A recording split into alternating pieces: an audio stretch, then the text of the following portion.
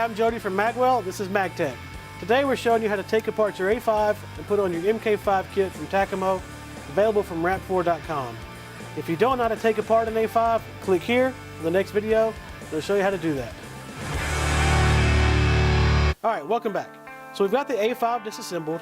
Now we're going to set aside the parts that we no longer need when doing the conversion. So first thing I don't need the new receiver, the old receivers. I don't need my old cyclone. I don't need my old charging handle and charging spring, and I don't need my old foregrip. Basically, the parts I do need my internals still, my sights, and my barrel adapter. Very important. I need the detent, my tombstone latch and spring, my rear hammer spring and drive pin, my back plate, and the all-important trigger and tombstone. I'm just going to set this aside for right now. I'll come right back to it just to give me some more room to work. Okay, so here's the kit from Tacamo, the MK5 kit. Let me show you what all they've got in it. Got a set of instructions, one brand new magazine, we'll get to that a little bit later, a new MagWell, magazine feed cover, a new charging handle with the spring already installed, a new longer push pin, and 2 new screws. And then lastly, you've got 2 brand new receivers. As you can see, they look different than the original A5 receivers because they've been cut out to allow for the MagWell. So what we're going to do is just put everything back together. The first step, take your entire internal assembly and you'll just drop it into your magazine, into your receiver. Everything fits in this little groove that's already cut out and just lines up like that. One of the things that Tacamo did was they went and they milled in the body to allow for all the parts to sit in. Make sure that you put your barrel adapter in. That's one part that I always end up forgetting. No matter how many times I take them apart, I always forget one part, and it's typically that, or typically this piece. This piece is your detent. It's in a different position than on your original A5. On the A5, it was on the bottom of the receiver. Now with the MK series, it's up on top. Also, make sure you put it in correctly.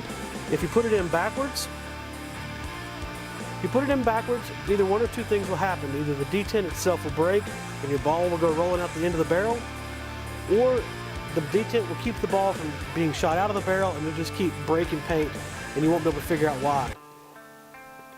Also put in your tombstone latch and spring. Like I said in the disassembly video, I like to keep one finger on that spring at all time. That way, just in case it does get away from me, I don't lose it when it springs across the side of the parking lot, which has been known to happen. Here we go. Just make sure it sits down in that little cutout there. And then lastly, you'll take your new charging handle and it just fits into a groove that they've already cut out for it. And basically that's it. We're completely done with the internals. Now we can just put our 2 receiver halves together. One thing you need to make sure you do is keep a finger inside the hole for right now, because of the way the body's milled, your entire internal assembly can just come running out the bottom if you happen to turn it over. It's your magazine feed cover. It just snaps in place on the back. This part, so in the future, you can, if you wanted to, you could go back to running hopper fed, but you don't really need to, because with as easy as it is to take these apart, you could just go back to your original A5. All right, last thing we'll do for the internals right now is you'll just put in your drive spring with the drive pin and your back plate. One thing I like to go ahead and do while holding it together is just take your push pin and just push it in that last hole. This just kind of keeps everything locked in place so you're not moving everything around as you're dropping things out. So now we just reassemble. You put your front side in, take a bolt, just tighten it down. Go ahead and do the back. All right, so now we can kind of, be a little bit more loose with this because now we don't have to worry about anything flying out. This is when your remaining pieces, the pieces that are different than all your other A5 pieces, come into play. As you can see, we have a long pin here that Tacamo has given us. Compared to the A5 pin, it is a lot longer. That's to allow for the length that it needs to go through the MagWell. Okay, with these two screws, one already has some blue Loctite on it. One is threaded on the end, but it's just a rod, a non-threaded rod in the middle. That's the bolt we'll take now, the non-threaded rod bolt.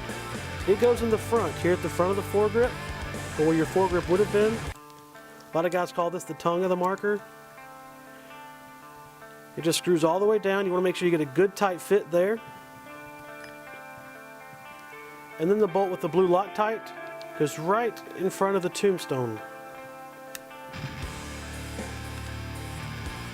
What these two bolts do is it gives an anchoring point for your MagWell. The front bolt gives you a pivot point. This last bolt gives you something just to keep everything held together. Okay, with your MagWell, you'll notice here there's a place cut out, a little notch. This piece gets snapped into place over where that threaded rod went. You can hear it snap in, and it just closes up. You don't put the long pin in just yet because we got a couple more steps. This is your tombstone. The tombstone just slides in like it did on your old A5. All right, now you can put your MagWell together. Take that long pin, just push it on home. From here on, it's just like a reassembly of a standard A5.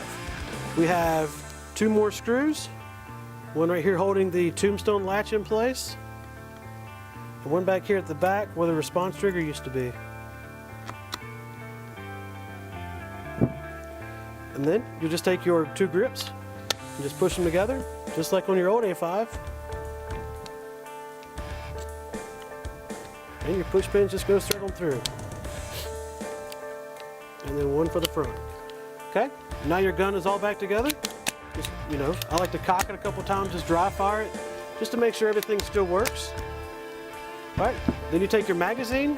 One cool feature that we've realized about the RAP4 magazine is on every RAP4 magazine, here at the bottom, they have a magazine winder included. I don't know if you can see it really well, but it's got a little pin here and two little ears. Those coincide with the holes on your magazine. You can just take it, you just insert it, and just twist. And as you can see, the follower is going down. Unlike other magazine makers that make you buy a mag winder separate, RAP4 includes one on every single one of their mags. It's kind of a cool feature. All right, we take the magazine, and it just gets set in. And now, basically, you've got your magazine marker, your MagFed marker. Take your rear sight, add it in. Like I said, there's always one part I forget, and you have a MagFed. One of the things you want to be careful about with this, with my old A5, like I had there, that thing has been sitting in my garage for about 1.5 years. All the O-rings had gotten worn out and dried out. One thing we need to make sure you do before you put everything together again, just oil all your old O-rings. Make sure everything is good and solid, or good and lubricated. That way you don't have any air just shooting down the barrel. If that does happen, it's not a fault of the manufacturer, it's not a fault of the gun, it's just a fault of the installation. You just need to take a little bit better care of your marker. So, as you can see, everything's put back together. We got a nice MagFed marker. We can go out on the field, have a good day of play. You will have a couple extra parts left over. That's nothing to be worried about. That's supposed to happen because you've replaced them with different parts from your MagFed kit. I think that's about it. I think we're going to air this thing up and go shoot some rounds. I'm Jody. This has been MagTech with MagWellPB.com. Thank you.